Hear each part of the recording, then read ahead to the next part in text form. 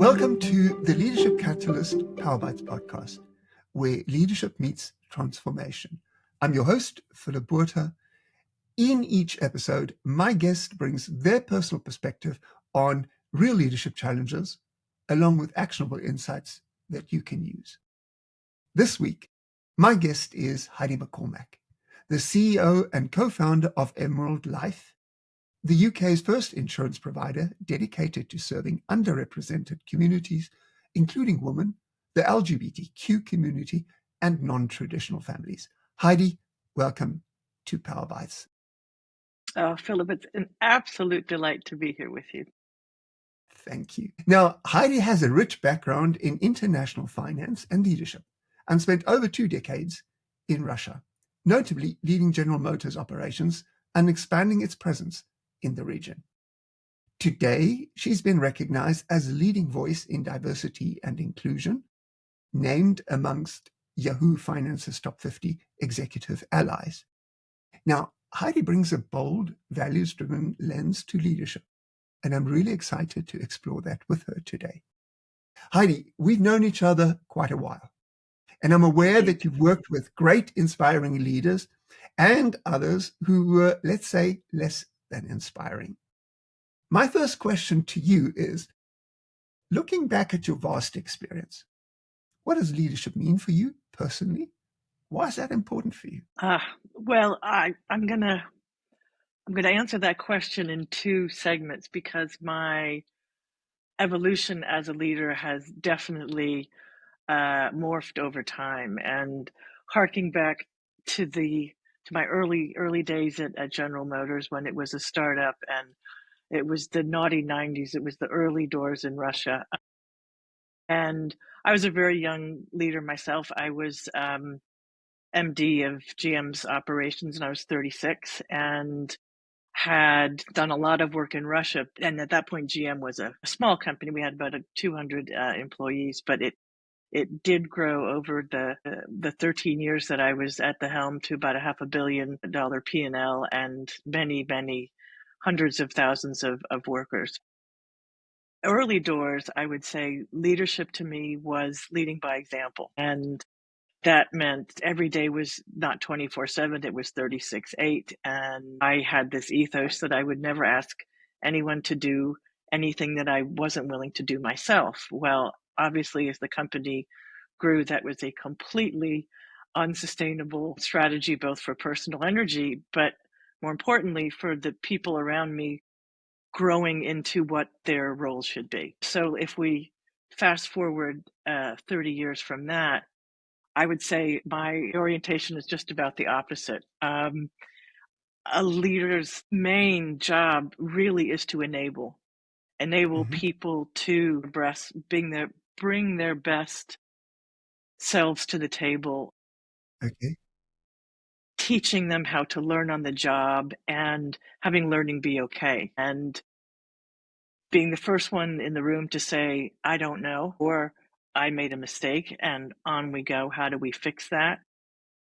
I think it's a leader's job to set and almost supply tempo and energy and environment. And that's actually harks back to a lot of the work we were doing, you and I, speaking of energy, when we started working together when I was in Russia. But I would say leadership is about navigation. Number one job is to enable everyone to do their job and to support them to be successful in that job. Okay. If you think about what you've just said and that very long journey, can you share a defining moment or experience that shaped your view of leadership? I remember it very well. There were about 20 of us in the room, half Americans, half Russians, and it was a very difficult negotiation. And both organizations were under huge time pressure, and also the government was waiting for an outcome. So it was so highly charged in that room, so emotional, personal attacks, body language, visuals, eyes, just about as poorly behaved as you could get it. And my my boss at the time, who was very much an elder statesman, he was kind of watching all these shenanigans go around. And this gets into energy, Philip, which I know is one of your specialties and certainly one of the things that you've taught me about. But they've just cast this cloak of calm and focus and purpose across this entire room, and it was spellbinding. And it's not that he even refused to engage in negativity or personalization. His energy just was such from a different entire perspective, and he used tools like deliberately thinking about his body language to be calm and open, which is in fact where one can get energy to come from. The smiling, the eye contact. And he literally got to this room of 19 warring people who were going at it like this to dance and to pivot and to perceive common goals, which had more to do with our intellectual goal of that we both sides wanted a positive outcome of this. Both sides had certain things that they really needed and some things that they wanted. But getting that engagement of having people all move together in a focused and collective environment really was about changing energy first and foremost. So that was a boom. That was a wow.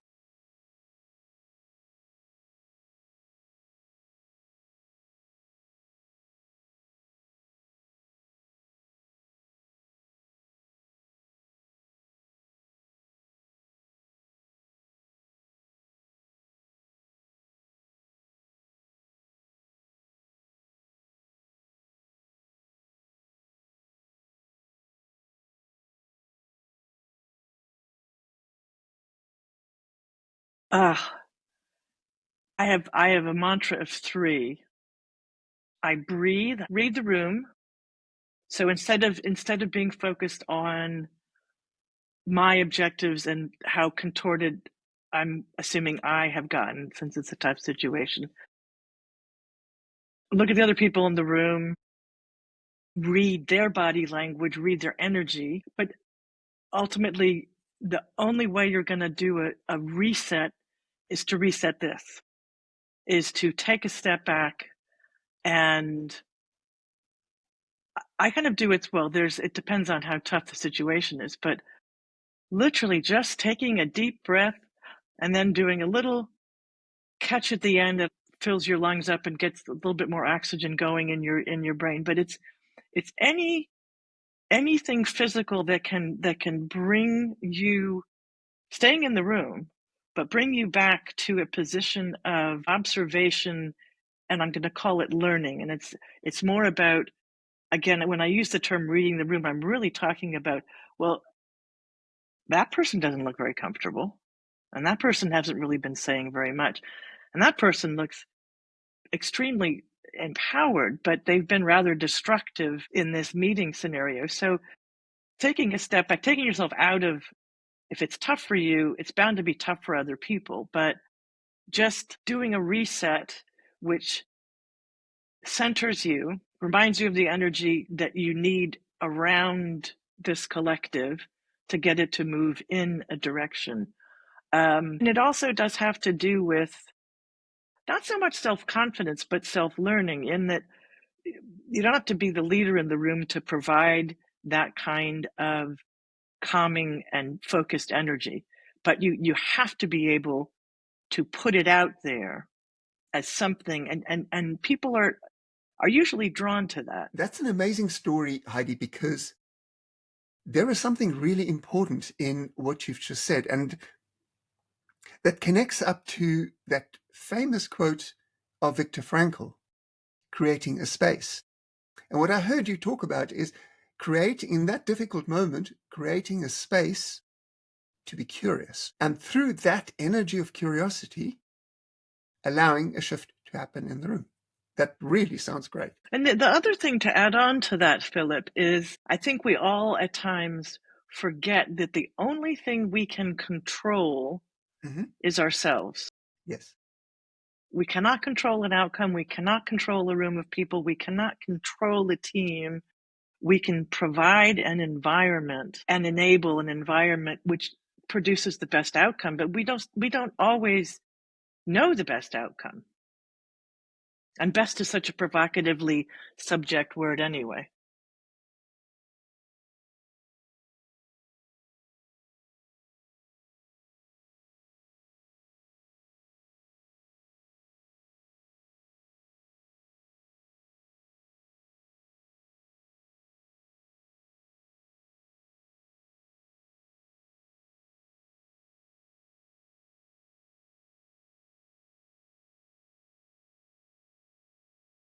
And it's also can create different outcomes that you never ever anticipated by the possibility of, again, it's listening, and it's the openness, and it's the ability for being an assistant to a very positive and supportive, open environment, energy.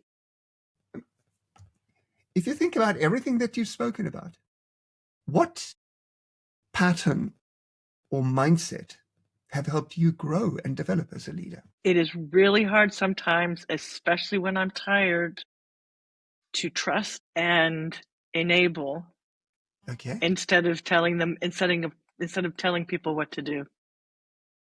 When you give feedback, how often do you use curiosity in that feedback? You have to lead with it. You have to ask almost why. I'm struggling with this. How could this? Did I screw up? What happened? Why? How did we have this outcome that we weren't seeking? If you take that culturally, and the reason why that's so ingrained in me is when I was dealing for Russians for 20 years, which is a total blame culture. I mean, and you and I've talked about this. Russia is so devastating in that regard. A general director or a chief accountant, if they made a mistake, were legally, criminally liable. Personally, you better not make a mistake. You better not own it, much less bring it to the table. Much less say, "How do we fix this?" Historically, it was just a culture of denial, as it were. So being the MD, I was always the one to come running. I screwed up.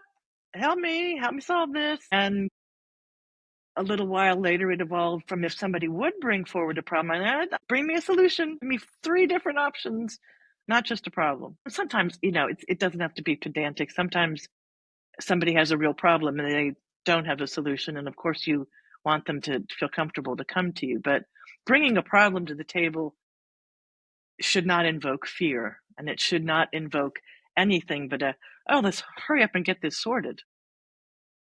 And you don't build trust by controlling people. You build trust by creating a space for people to feel safe. And empowering them, yep. From your perspective, what do you see as the biggest challenge facing leaders today? And I really want to go to where we are right now. I think it's less time in the collective environment post-pandemic.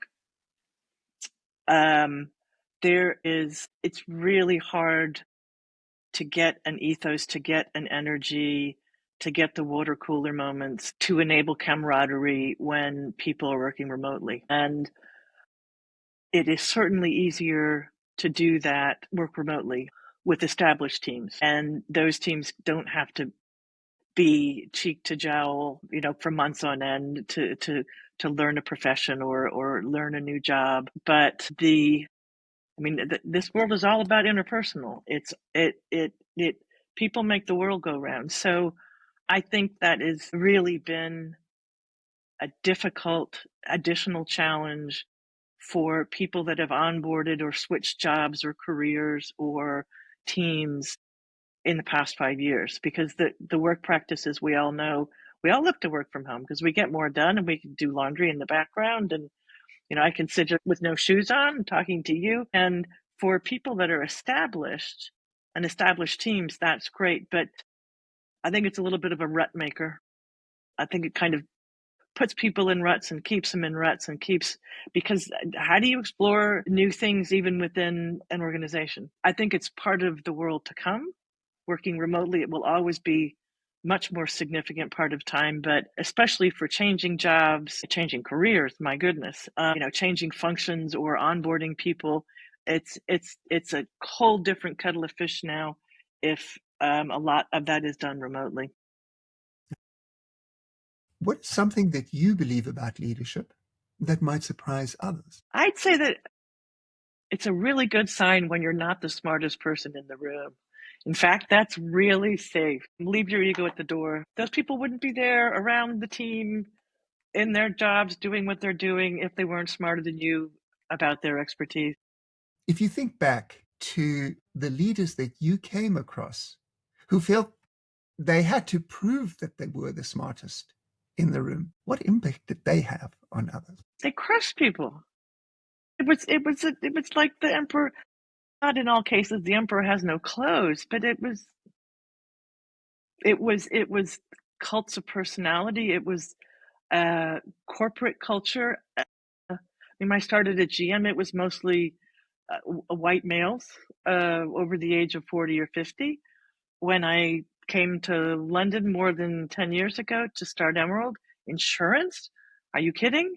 It's white over 50. Funny enough, I actually encountered, and it wasn't the question you asked, but it gets me to this tangent of kind of much more discrimination as a woman moving here more than 10 years ago than I ever did in Russia. I'm 60 now. I was 50 when I started this, and I came from running a pretty big, pretty big company, and most people knew who I was when I walked in the room. And my business partner, Steve, who's gay and been married for many years, and he's quite a passionate LGBT activist and lobbyist. And we go to these insurance lunches, and I would ask a question or make a statement. I'm pretty knowledgeable about the things I know about. And they would answer back to Steve. It was like going back to the Flintstones era. I can absolutely appreciate that. Listening to you talking, the challenge that I hear so often is, how do we respond to change? All these new things happening. The first thing that you say to people is, you have to change yourself because you can't approach a new challenge with old solutions. But those very same people keep going for the old solutions. They do. So my next question is there a free resource that you use or that you're aware of that you can recommend to people who want to really develop their leadership in a practical way? I'm sure many of them have heard it before, but I think the two things. One is 10 minutes of meditation in the morning. Just 10 minutes. No one usually has half an hour. I don't have half an hour. I'd say 10 minutes of meditation. Mm-hmm. And you can pick your poison because there's some are kind of more directed and take you on a journey. Other types of meditation are more focusing on clearing the mind, which is a really tough skill. You and I worked a lot on that. Yeah. And so meditation, number one priority, number one self-gift, 10 minutes. 10 minutes is just enough time to flush out anything that's lingering and standing in the way of you going forward in a very productive way. And the other thing is, if you do have the time, I would say 10 minutes of stretching, because we are all desk jockeys. And you probably don't have half an hour to go for a walk at lunch. If you do, I'm very jealous. They're just gifts to yourself. They are. And the interesting thing is, they can very quickly shift how you show up simply by not being triggered in a sympathetic nervous system, but in the parasympathetic nervous system. You can do that so quickly. But most people don't see that as part of leadership. My last question, Heidi, is, authentic leadership is really important for me. And my go-to definition is really that authentic leadership is leading from that deep alignment with your own true core values, your own essence, your own purpose. How do you see it? How would you describe what authentic leadership means for you? And I have thought about this, about what I'm going to say, and I appreciate that many people who might hear this may have family responsibilities. They may have children they're bringing up. They may have adult children, because some children never grow up.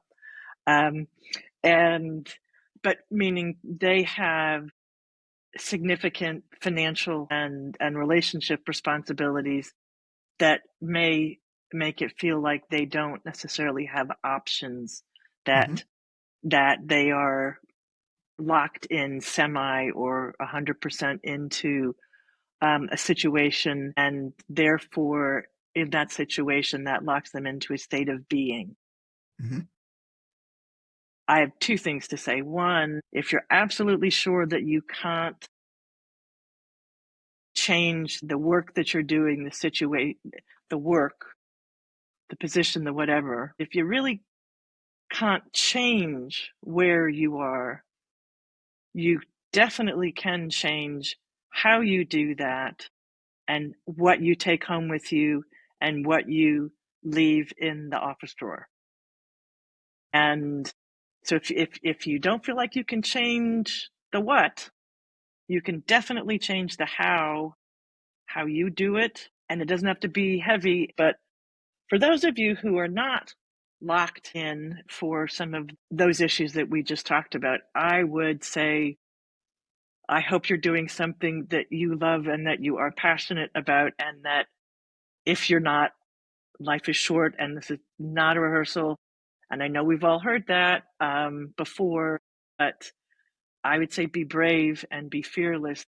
And if you want to love what you're doing, I'd work on changing that fearlessly. And if you really don't like what you do and you can change it, run, don't walk. But make sure that it's not the what that's the problem. I'd look really hard at the how you are in that situation, organization. Excellent. Thank you, Heidi. It was wonderful having you, and I really appreciate your insights.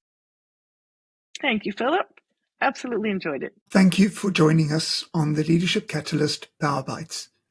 If you'd like to connect, please visit leadershipcatalyst.guru or find me on LinkedIn at Philip Botha. I'd love to hear from you.